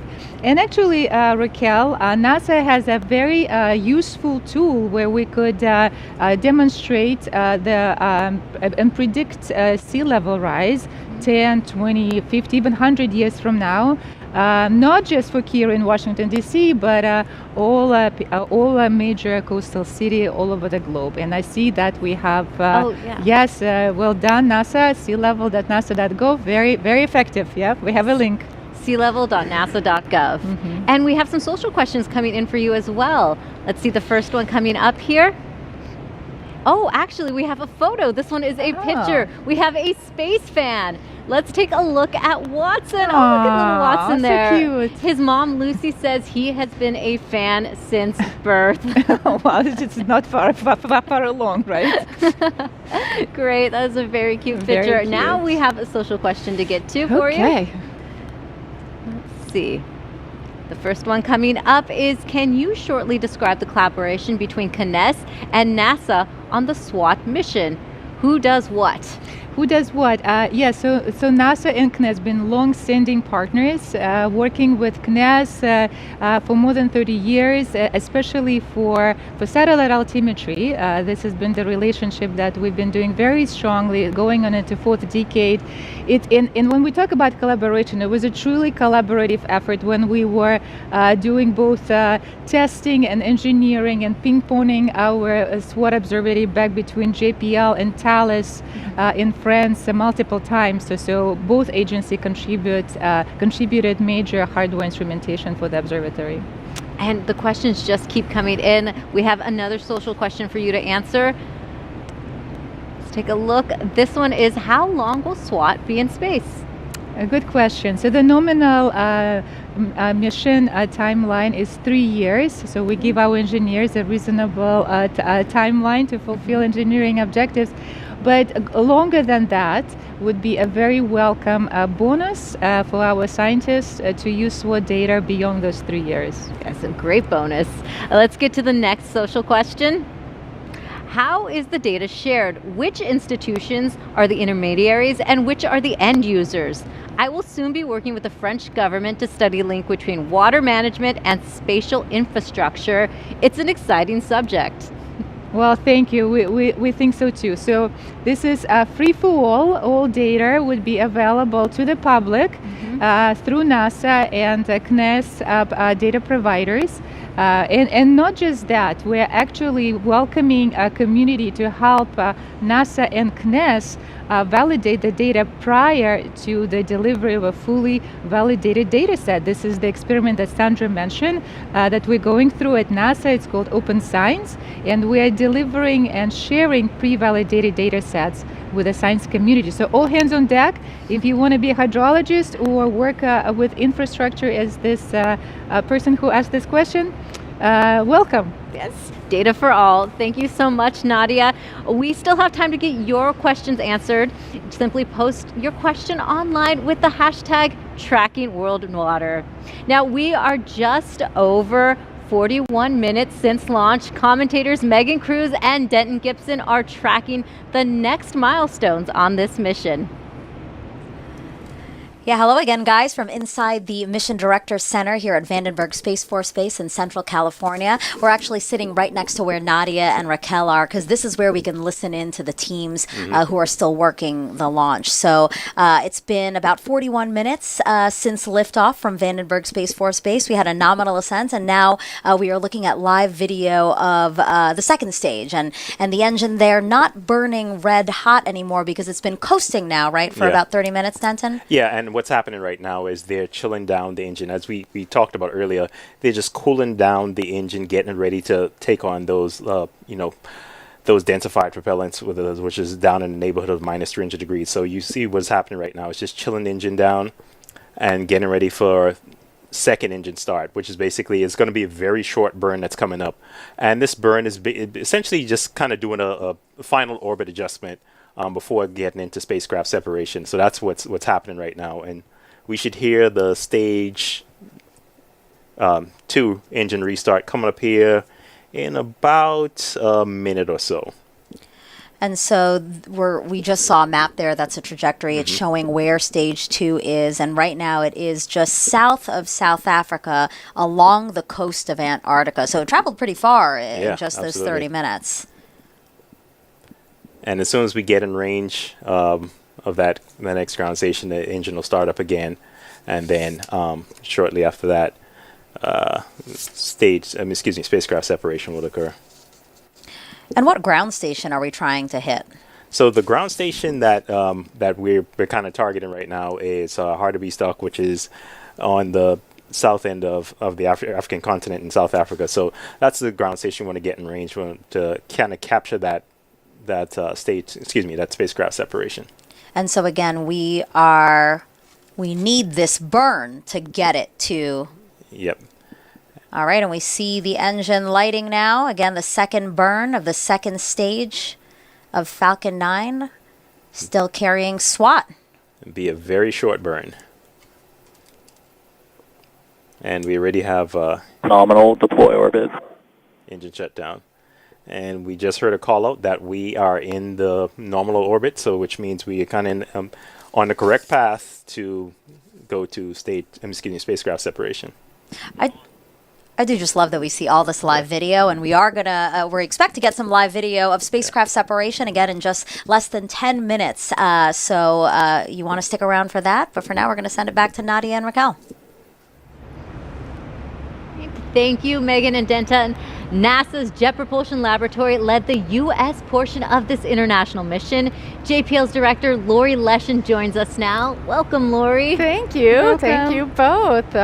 What a fabulous job you're doing. Thank you. Well, this is your first launch as the director for JPL. Yes. How excited are you for this mission? Oh, I'm thrilled. I mean, first of all, it's just been an extraordinary day here, getting to be on console and then run outside and actually watch the launch, which was great, and hear those sonic booms when the booster came back. Our launch teams have been incredible, but I'm just so thrilled for the SWOT team, who's been, I've only been at JPL for 6 months. The SWOT team's been working on this for so many years, and thrilled for an exciting mission to come. Of course, we still need that acquisition of signal. We're not getting ahead of ourselves, but so happy that my first launch is an Earth science launch, because this is the planet we care the most about. Fantastic. While JPL is known for operating deep space missions, how much of JPL's work is devoted to studying Earth? It's more than people think, right? People know us for cool Mars rovers and helicopters and for orbiting Jupiter and these and wonderful telescopes that look into deep space. And of course we do all of that. But in fact, with the launch of SWOT, we now have 15 Earth science missions currently operating, either dedicated missions or big instruments on other missions. So we've got a lot of eyes on Earth at JPL. And the thing about them is, whenever we do something at JPL, we want it to be technologically advanced. So we're always the ones trying to really push the boundaries of what's possible, and that's really what SWOT's going to do. It's a whole new way of measuring Earth's water, and we always want to be pushing the boundaries of innovation. With all those 15 missions, now we've got about 7 more that we're working on that we'll be launching in the next few years. So a lot more Earth science work ahead of us. So what are those next 7 missions that you mentioned, Lori? What's in the pipeline? Yeah, so there's 4 of them are going to launch in the next couple of years. So the first 3 are fairly small, actually, small missions that have kind of focused objectives, but really important things like looking at aerosols, particles in the air, working with actually local medical professionals in cities to try and understand the impact of aerosols on health. What a really interesting idea, right? We have a mission that's going to be looking at the heat at the poles of the Earth to try and understand better sort of the thermal environment there, so that as we the poles really help drive circulation and climate change, and so understanding that environment is really, really important. And the third one is actually going to work on methane super emitters, one of the most powerful greenhouse gases. We're going to be detecting it with greater sensitivity than ever from space, so that we can actually mitigate methane emissions, which is super exciting. So those are all 3 kind of small ones. But the next really big Earth science mission, sort of on the scale of SWOT, is a mission called NISAR, which is a collaboration, NASA's first major collaboration with the Indian Space Agency. So exciting. And if SWOT is focused on water, NISAR is focused on land. It's really going to be a mission that's going to teach us help us sense and detect changes in land that are affiliated with things like earthquakes and volcanoes. Oh, I so wish it was up there right now as Mauna Loa is erupting. But it's going to help us see those things better from space. It's going to help us understand vegetation all across the land, and many, many other applications that are going to be so valuable to folks. So we've got the water covered with SWOT, and we'll have the land covered with NISAR. Lori, that sounds like so many great missions ahead. Yes. Thank you so much for joining us today. When LSP selects a rocket for a mission, they have to take into account just how hot it gets. Jasmine spoke with a thermal engineer about protecting the precious cargo. Joining us now is Dave Purick. He is the lead thermal engineer from Launch Services Program for the SWOT mission. Thank you so much for being here, Dave. Well, thank you for having me. It's a pleasure being here and talking a little bit about what we've been doing from SWOT from the thermal perspective. Awesome, very exciting. So you focus on integrated thermal analysis, a big term. Can you break that down for us? Absolutely. So an integrated thermal analysis is just like it sounds. You're integrating different entities, and in this case, we're integrating a second stage launch vehicle model and a unique spacecraft along with the interface that connects the two, like your payload adapters and your isolation systems, and seeing how they interact with each other and making sure that one doesn't adversely affect the other. Right, so you're really kind of protecting the spacecraft from the rocket and vice versa. Absolutely. And so as part of an integrated thermal analysis, we're really running mathematical models to make temperature predictions on launch vehicles and spacecrafts. And so what that entails is, as a thermal engineer, you're really worried about 3 different modes of heat transfer: radiation, conduction, and convection. So convection is, think of when you're outside and the wind is blowing, that's convection. So radiation, it's like the sun beating down on you, solar radiation. And then conduction is kind of like taking a coat hanger, unraveling it, holding a lighter up to one end, and then the heat will transverse down through that little coat hanger, and that's conduction through materials. Right, a really good explanation of something complex there. I understand there's different challenges that could happen along the way too. Can you tell us what was unique or challenging about working on the SWOT mission?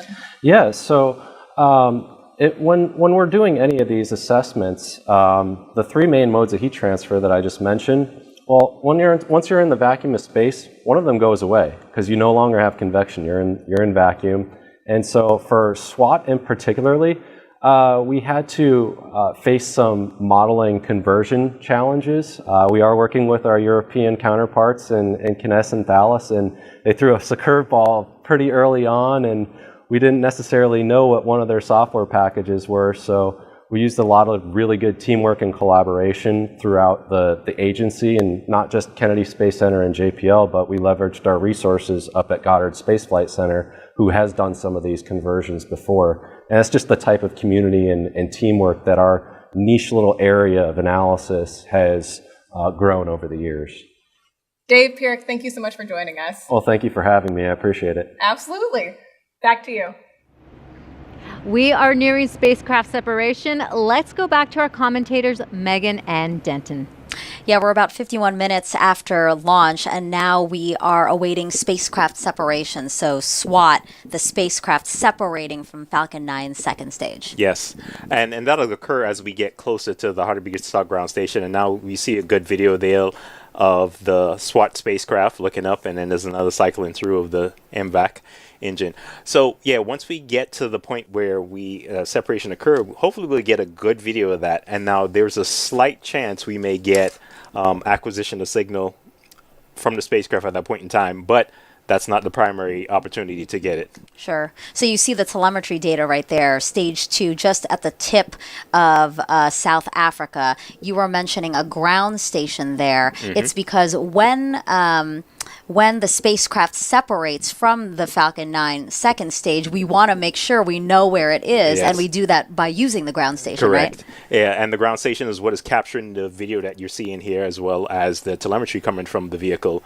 So that's how the team down on the ground is able to see everything that's happening in the data and actually get the video as well.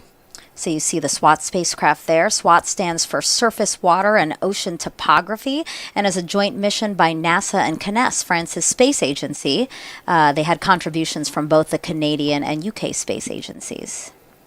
Yep, and once separation occurs... SWOT payload, separation confirmed. There you go. And we got good video. And we're hearing some cheering here at the Mission Directors Center at Vandenberg Space Force Base. I'm sure the spacecraft team for CNES is also cheering in their Mission Control Center. You see the spacecraft floating away right now from the second stage. And at this point, the launch vehicle's job is done. So the second stage will just basically kind of back off, move away from the spacecraft, and kind of take itself out of orbit, just so we don't have any junk floating around after it's completed this mission. Now, it's just so great to see all this live video. I'm still just watching it amazed, just to see it. And this is a moment that so many people have been waiting for, yeah, right? Absolutely. As we mentioned before, a lot of these people have been working this mission for 20 years. Right. And nice, we getting a good view of, you can kind of see the sun there. From the view of the second stage, looking at SWOT floating away, and you kind of see the sun coming into view there. It's an awesome sight to see. Now, as a member of NASA's Launch Services Program, Denton, how does it feel to be part of a program that facilitates so much great science like SWOT? I mean, it's always exciting to see that, we kind of play a role in helping enable a lot of the science that these spacecrafts provide for us, and that, help us in our daily lives. And it's kind of, and sitting here on console is kind of, it's exciting and nervousness at the same time. You're excited that, you get into this point in the mission and you actually get to see this launch and to see the spacecraft go on its journey. And it's nervous at the same time because you want to make sure everything goes right. And the team and the engineering team has done a tremendous job of making sure that this mission has been successful. And so we were saying again, the next step, right, is the team confirming a signal with the spacecraft. Oh, here, this is a shot of the CNES team. Again, this is a joint mission between NASA and CNES, France's space agency. So I'm sure everyone there was cheering the same that they were here at the Mission Director Center once we saw the spacecraft float away. Yeah, and hopefully we'll hear from the team in France that they have acquired signal from the spacecraft, and we'll be looking to hear that coming up soon, hopefully soon. Yeah, the first full pass for signal is slated for T plus 1 hour and 18 minutes. You did mention that we might get some initial data around this time, but really what the team is marching towards is that 1 hour, 18 minutes. That's when we really want to confirm signal, meaning that the spacecraft is healthy and it's where we want it to be. Yeah, and that's an important step in this whole process is after the ride. It's kind of, like you ride on a roller coaster and, you want to make sure after you get off, you got all your belongings, everything's looking good. And that's essentially what it is, where we waiting to kind of hear confirmation that the team in France is able to communicate to the satellite, make sure everything's good, and everything went well with the ride. Okay, so we got a couple of minutes to wait for that acquisition of signal. So until then, we'll send it back to Raquel and Nadia. Thank you, Megan and Denton. We have some more questions to get to. The first is from a student who has a question, and her name is Micaela. Hello, my name is Micaela, and I have 2 questions for you today. One is, how long will this mission take? And number 2 is, what is the range of accuracy with this technology? Thank you. Some great questions there. Yes, Micaela looks like a future engineer with a very smart question. So Micaela, the prime mission timeline is 3 years. And our targeted accuracy for ocean heights is about a centimeter accuracy for smaller features, less than 1,000 kilometers. And for larger features, which we're going to use our other non-carrying altimeter, we're shooting about 3 centimeter accuracy and about 10 centimeters for inland waters. So great questions, Micaela. That's an engineering career in her future. Yep. We also have some more social media questions to get to. Let's take a look at the first one. When will SWOT data be publicly released? We'd have a first look at the data about nominally full 2023. This is where we are inviting our science community, Raquel, to help NASA to validate and take a first look at the data. We call it a pre-validated data set. So don't write your Nature papers yet. Okay. But fully validated data I expect it to be around spring timeframe 2024. Okay. And we have another question coming in here on social media. Alessandra asks, what will be the probe's data processing centers? So the major processing data would be our French partners, and then data would be downlinked to JPL and back. So this is, again, a team effort. Yeah, showing off that international collaboration. Exactly. Let's get to our next social media question. Will it measure ocean depths at what resolution? Ocean depth, we're actually, I have a few scientists on the science team who are looking at the seamounts and bathymetry using SWOT, and they are also excited to see and discover thousands of new mountains on the bottom of our oceans. So yes. Let's get to the next question. Is there more water in the atmosphere of Earth than there is on all the surface of oceans on Earth? What amount if subterranean water is unknown currently? They're really asking you tough questions. Yes, and I think maybe they just was excited with our demonstration. So most of the water is, of course, located in the ocean. We just saw it in this hour gallon. And the only tiny portion of the Earth global water cycle is contained by the atmosphere. So atmosphere cannot hold a lot of moisture, and but it's very effective at transporting water between the ocean and land. Great, thank you, Nadia. Now, if you have a question to ask, post your question online with the hashtag #TrackingWorldWater. You did a great job answering those. SWOT will create the first comprehensive global survey of freshwater lakes, rivers, and reservoirs from space. Let's go to Jasmine live at the Hawk's Nest, who is with a scientist eager to use the new data. Thanks, Raquel. Yes, joining me now is Tamlin Pavelski, the SWOT Hydrology Science Lead. Thank you for being here. Oh, my pleasure.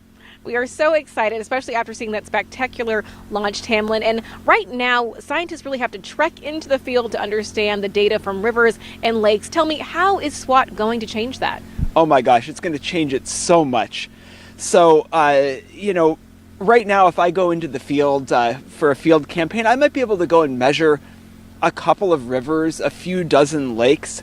SWOT is going to be able to see lakes all over the world in places I can't even get to, where it's just impossible.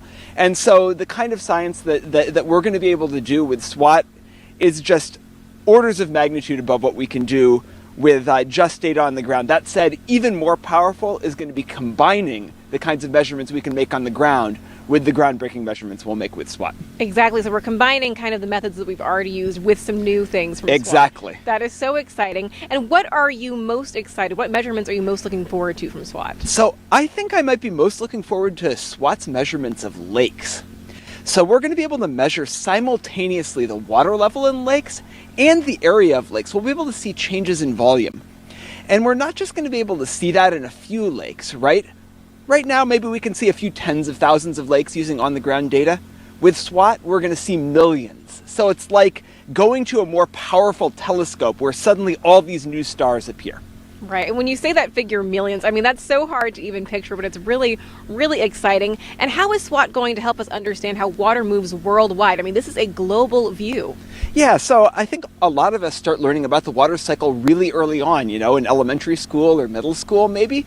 And that's because it's so fundamental to how our planet works, and water is a precious resource for us. And SWOT is going to tell us about one of the most critical parts of the water cycle, which is surface water, right? So we have evaporation, right, off of the ocean and off the land. We have precipitation coming down. SWOT is going to help us put real numbers on how the amount of water flowing through rivers is changing over time and how climate change is affecting that. Right. That is so exciting to see how this is all working together. Tamlin, thank you so much for being here. Oh, my pleasure. Awesome. Raquel, back to you. Thank you. SWOT is going to measure how much water is on Earth, but also how it moves. We actually don't know the extent of some of the science that this is going to produce. That's and right. I'd like to introduce you to Christine Gabarra. She's a mechanical engineer inspiring future generations. Coming to work every day, it's always really nice to know that the system that we're building will collect science data that will be spread publicly, that the data will help people. Hi, my name is Christine Gabarra, and I'm an integration test engineer at JPL.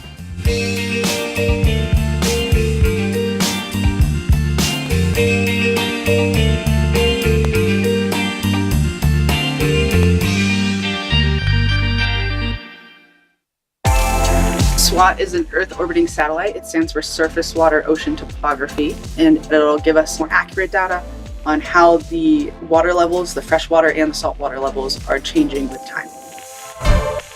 The day-to-day varies a lot. We're usually either setting up for a test, testing, breaking down from a test, or moving the spacecraft. The coolest parts of SWOT to me are the engineering bits that are slightly extreme.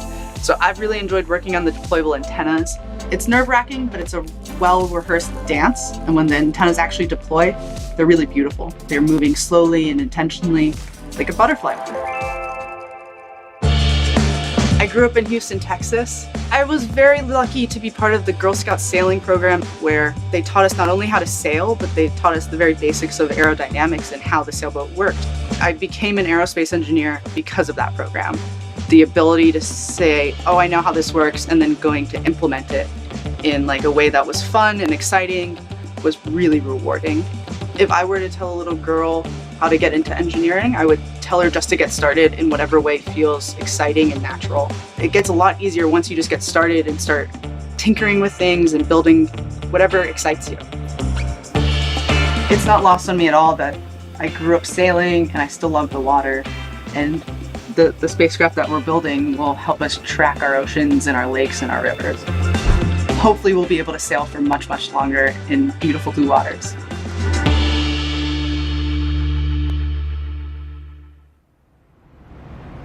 SWOT is a joint mission between NASA and CNES with contributions from the Canadian and UK space agencies. Joining us now is Caroline Laurent, the Director of Orbital Systems and Applications at CNES. Thank you for joining us today. Hi everybody. Hi, Caroline. What does it mean to finally see the satellite in space? Well, it's so great. It's such an experience. What I'd like to say is I'm so proud of everybody. I'm proud of the French teams, of course, of my teams from CNES and Thales Alenia Space, but I'm also so proud of our collaboration. And of course, this success is due to our common teams and to NASA, GPL, and SpaceX. I want to congratulate everybody for this incredible launch. And I'd like to say I'm really proud to see what international cooperation can achieve together for the common good. So it's a great day. Yes, and there's lots of activity still happening here at Vandenberg Space Force Base. What is happening over at CNES in the main control center at France right at this moment? Okay, so in Toulouse we have the main control center and we have ground stations all over the world. So first the satellite has an autonomous maneuver for an hour and a half, and we'll have the solar panels, which is the main important thing happening, which will be deployed. But then they will take fully control of the satellite in 1 hour and a half, probably from Sweden or South Africa. And during that hour and a half, although the satellite is on an automatic mission, it will send information so the people can start having them. And so there are people that will be 24 hours a day working, starting from now through Christmas, and everybody. I want to congratulate them, of course. Mm-hmm. And then they will start deploying the antennas in a few days. And once it's fully in orbit, they will start switching on the payload and start receiving. Then the calibration and validation will start, and then they will start receiving all the data, and they will in the end get 8 terabits of data everywhere every day that will be flow down through all over the world stations. Mm-hmm. And that's it. But right now they're all ready to get the first pings of the satellite and send the first orders within an hour. Thanks, Caroline. So as we start a new altimetry era with SWOT, when you reflect back, what do you think of SWOT as building on a legacy of NASA and CNES altimetry friendship? Can you comment on that? Yes, it's been an incredible journey, starting more than 40 years ago. And I'd say the main event was the launch of TOPEX Poseidon in the summer of 1992, which was the first altimetric mission. Then there were all the JASON's missions. And of course, SWOT is a breakthrough because now we're going to monitor water. And before that, we were only surveying the oceans. So that's a major breakthrough, and that to monitor globally all over the world the water is really important for our world for the next decades. And as I said at the beginning, I mean, it's an incredible collaboration. We have also Canadian and British friends working with us together. And it's good to see what we can achieve together. And it's such an incredible collaboration. So right now, I'm expecting us to exploit SWOT and to have a lot of years of tremendous data with SWOT. But I'd like to think already of future missions that we could build together, because it's been a great collaboration. Thank you, Caroline. Caroline, Yes. thank you for joining us. Well, the SWOT satellite can see rivers that are wider than 330 feet. That's about the length of a soccer field. Cedric David, a hydrologist who studies the world's rivers, shared his unique connection to water. There is something about the environment that's just incredibly cool. A lot of what we do as scientists is we're just curious. And so anybody who's a curious person ought to be a scientist, in my opinion. You can think of the world's rivers as Earth's arteries because they're essential to life. I'm Cedric David, and I study the world's rivers.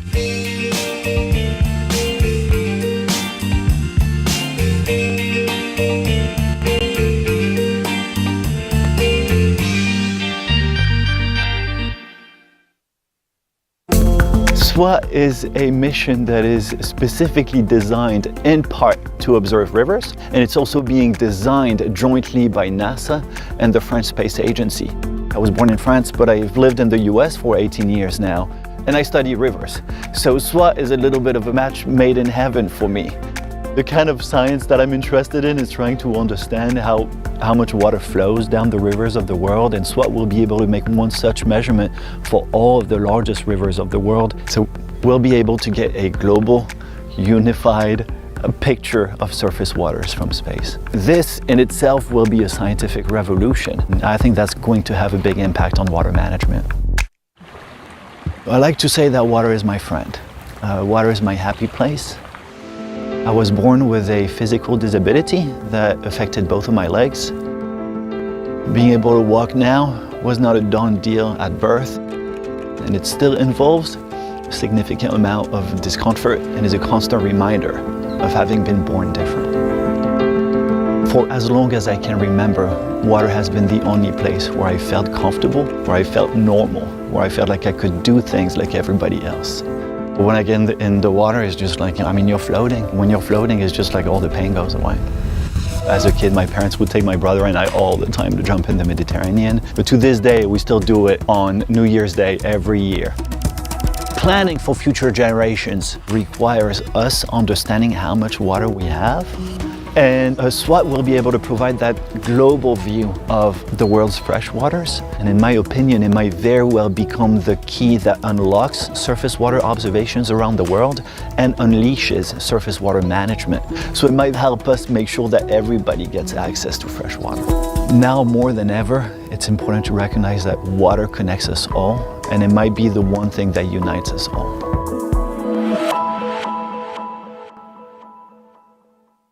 We have some more questions to answer, and before we get to the social media questions, we have one from Easton.